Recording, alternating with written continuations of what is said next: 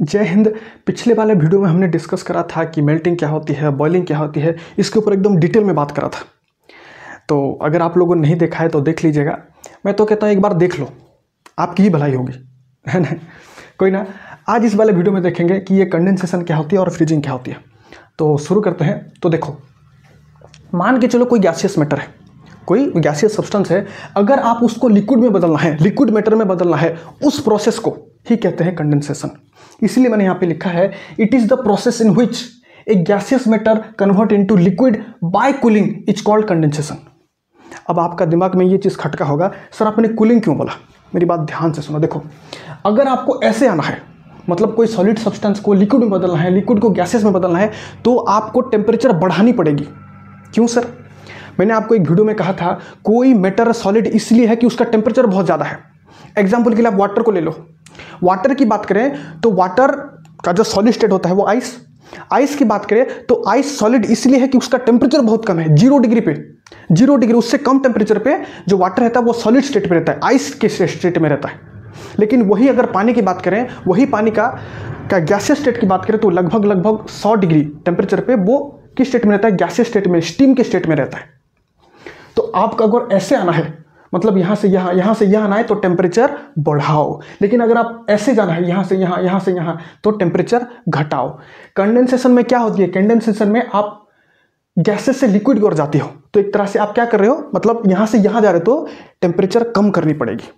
इसीलिए मैंने लिखा है by cooling is called condensation. आपको कूल करना पड़ेगा कंडेंसेशन पे आने के लिए। समझ में आया? ठीक है सर। एग्जाम्पल, बेस्ट एग्जाम्पल बता रहा हूँ, सुनो। आपने कभी ना कभी प्रेशर कुकर तो देखा ही होगा। आप देखना, प्रेशर कुकर में जब आप कोई चीज़ उबालते हो ना, तो टाइम पे ऐसे सीटी निकलता है करके। अच्छा, वो जो निकल रहा है वो क्या है? वो गैस ही तो है, वो स्टीम ही तो है, वो वाटर वेपर ही तो है। आप एक काम करना, आप अपना हाथ थोड़ा अच्छा खासा दूर पे रखना, एकदम नज़दीक ला के रख दो तो आपका हाथ जल जाएगा। थोड़ा दूर रखना, देखा जब जैसी स्टीम आपके हाथ में लगेगा ना, आपका हाथ पूरा पानी पानी हो जाएगा। आप अगर ध्यान दो तो यहाँ पे गैसेस जो स्टीम था वो लिक्विड में बदल गया। कैसे सर? समझ में नहीं आया? बताओ, सुनो। अगर हम प्रेशर कुकर की बात करें ना, आप प्रेशर की बात ना लियो, आप खाली टेम्परेचर की बात करते हैं। अगर हम प्रेशर कुकर की बात करें तो उसके अंदर जो टेम्परेचर रहती है ना, वो लगभग 100 डिग्री टेम्परेचर से ज़्यादा रहता है। मतलब लगभग 110, 120, 125 के आसपास वहाँ पे टेम्परेचर रहता है। अब इतना ज़्यादा टेम्परेचर की अगर हम वाटर की बात करें तो वो गैसियस स्टेट पे ही रह सकता है। क्योंकि अगर हम वाटर की बॉइलिंग पॉइंट की बात करें तो वो 100 डिग्री पे वो बॉयल होता है। मतलब 100 डिग्री वो पानी पे भी रह सकता है, वो 100 डिग्री पे गैसेस पे भी रह सकता है। ठीक है, तो 120 डिग्री, 125 डिग्री तो वो गैसियस स्टेट में रहेगा। तो आप जरा सोचो, वो जो स्टीम निकल रहा है करके, जो स्टीम निकल रहा है उसका टेम्परेचर भी 125 होगा कि नहीं, 120 होगा कि नहीं उसका टेम्परेचर? अब इतना ज़्यादा टेम्परेचर है, लेकिन जैसे ही वो टेम्परेचर हवा के संपर्क में आया, हवा के कंटैक्ट में आया, मतलब अगल बगल जो एनवायरनमेंट है वहाँ पर आया, तो वहाँ पे टेम्परेचर एकदम धड़ाम से घट जाएगा। क्यों? क्योंकि मैंने आपको कहा था, अगर अगल बगल जो टेम्परेचर रहती है ना, उसका जो टेम्परेचर होती है वो लगभग 20-25 डिग्री रहता है। जरा सोचो, कहाँ 100 डिग्री टेम्परेचर और कहाँ 20 डिग्री टेम्परेचर। 100 डिग्री मतलब 80 डिग्री का फर्क आ गया। टेम्परेचर घटा, मैंने अभी कहा था टेम्परेचर घटाओगे, जो कोई चीज़ को आप कूल करते हो, आप यहाँ से यहाँ जाते हो, तो जैसे ही आप गैसेस की टेम्परेचर घटाते हो, वो किस में बदल जाता है? लिक्विड में बदल जाता है। तो ये कंडेंसेशन हुआ कि नहीं, मुझे बताओ। अरे खुद सोचो यार, गैसेस में था, आपने उसका टेम्परेचर कम करके आप उसको लिक्विड में बदल दिया, तो ये कंडेंसेशन तो हुआ। समझ में आया मेरी बातें? ठीक है। अच्छा, और एक बात ध्यान से सुनना। अभी मैंने आपको पिछली वाले वीडियो में कहा था, अगर आप लिक्विड को गैसेस में बदलते हो, उस प्रोसेस को क्या कहते हैं? बॉइलिंग कहते हैं। मैंने आपको कहा था, ठीक है। तो यहां से यहां आना को बॉइलिंग कहते हैं। और अगर आप ध्यान दो तो कंडेंसेशन क्या बॉइलिंग का रिवर्स प्रोसेस नहीं है? अरे भाई, यहां से यहां आ रहे हो, बॉइलिंग कर रहे हो, यहां से यहां जा रहे हो, कंडेंसेशन कर रहे हो, एक ही तो बात है, रिवर्स ही तो प्रोसेस है। तो हम कह सकते हैं condensation is the reverse process of boiling. मतलब बॉइलिंग का उल्टा प्रोसेस, रिवर्स मतलब उल्टा, वाइस वर्सा प्रोसेस होता है कौन? कंडेंसेशन। इसका मतलब तो ये है, मैंने आपको कहा था, आप ध्यान से सुनिए इस बात को, यहाँ पे लोग बच्चा अक्सर फंस जाते हैं। अगर वाटर की बॉइलिंग पॉइंट की बात करें तो 100 डिग्री टेम्परेचर पे वाटर बॉयल होना चालू होता है। मतलब 100 डिग्री टेम्परेचर अगर वाटर को दोगे ना, तो वो लिक्विड से गैसेस स्टेट में कन्वर्ट हो जाएगा। तो बॉइलिंग पॉइंट ऑफ वाटर कितना है? 100 डिग्री टेम्परेचर। अगर कंडेंसेशन इसका रिवर्स प्रोसेस है बॉइलिंग का, तो जाहिर सी बात है इतने टेम्परेचर पे ही गैस मतलब उस 100 डिग्री टेम्परेचर पे ही गैस लिक्विड में बदल जाना चाहिए। बिल्कुल ऐसा ही होता है। ठीक है, अगर हम वाटर की बात करें ना, अगर हम वाटर की बात करें तो वाटर का बॉइलिंग पॉइंट और कंडेंसेशन पॉइंट 100 डिग्री ही होता है। मतलब 100 डिग्री पर लिक्विड से गैस से जाता है और गैस से लिक्विड पे भी जाता है। इसका मतलब जितने भी प्योर सब्सटेंस हैं, प्योर सब्सटेंस मतलब वैसे जो एक तरह के आटम या फिर मॉलिक्यूल से बने होते हैं या फिर एक तरह के पार्टिकल से बने होते हैं, उसको कहते हैं प्योर सब्सटेंस। जैसे कि आपका वाटर एक प्योर सब्सटेंस हो जाता है, मर्क्यूरी हो गया, गोल्ड हो गया, कॉपर हो गया, जितने भी एलिमेंट हो गए, ये सब क्या है, ये सब प्योर सब्सटेंस है।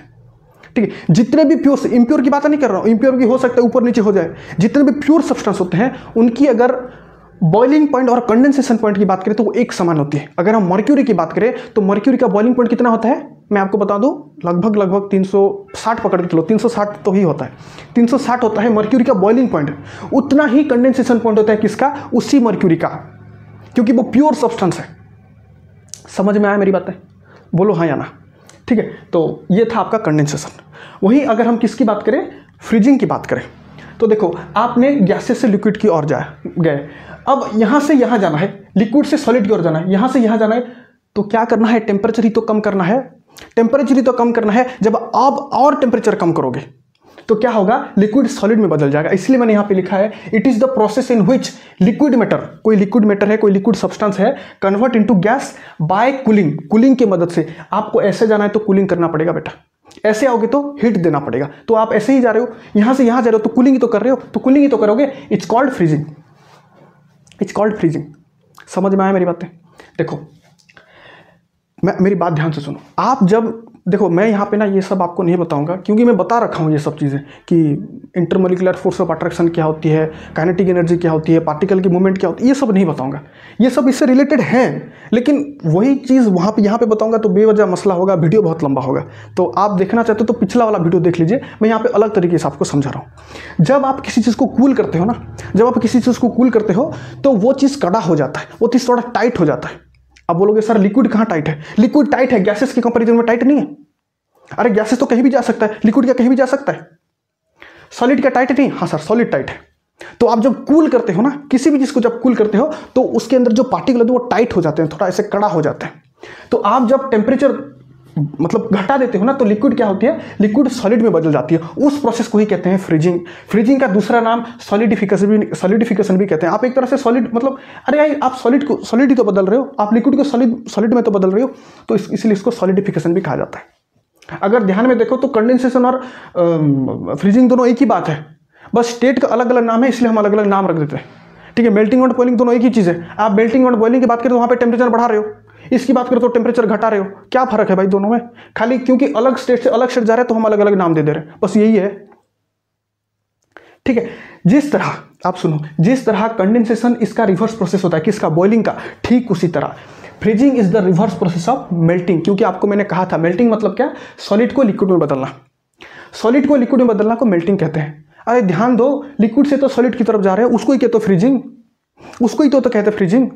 इसका मतलब तो ये होना चाहिए, इसका मतलब तो ये होना चाहिए कि जितने भी प्योर सब्सटेंस हैं उनका मेल्टिंग पॉइंट और बॉइलिंग, उसका मतलब मेल्टिंग पॉइंट और फ्रीजिंग पॉइंट एक समान होना चाहिए। और बिल्कुल होता भी है, बिल्कुल होता भी। अगर हम वाटर की बात करें ना, मैं वाटर एग्जाम्पल ले रहा हूँ क्योंकि आप मतलब वाटर अपने आप को अच्छे से मतलब रिलेट कर पाओगे।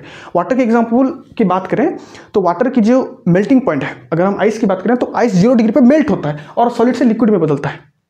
ठीक है, उतने ही टेम्परेचर पे लिक्विड सॉलिड में बदलता है। वाटर जो लिक्विड है वो सॉलिड में बदलता है, उसको ही कहते हैं फ्रीजिंग।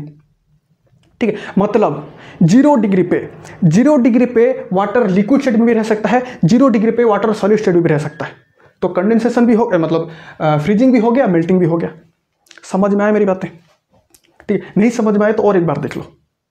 ठीक है, तो इतना ही था। तो इतना आपको पता लग गया होगा इन 2 वीडियो में। सॉलिड से लिक्विड, अगर हम सॉलिड को लिक्विड की ओर जाए तो उसको कहते हैं क्या, मेल्टिंग। आप उसको फ्यूजन भी कह सकते हो, मेल्टिंग याद रखो। लिक्विड से गैस की तरफ जाए उसको क्या कहते हैं, बॉइलिंग।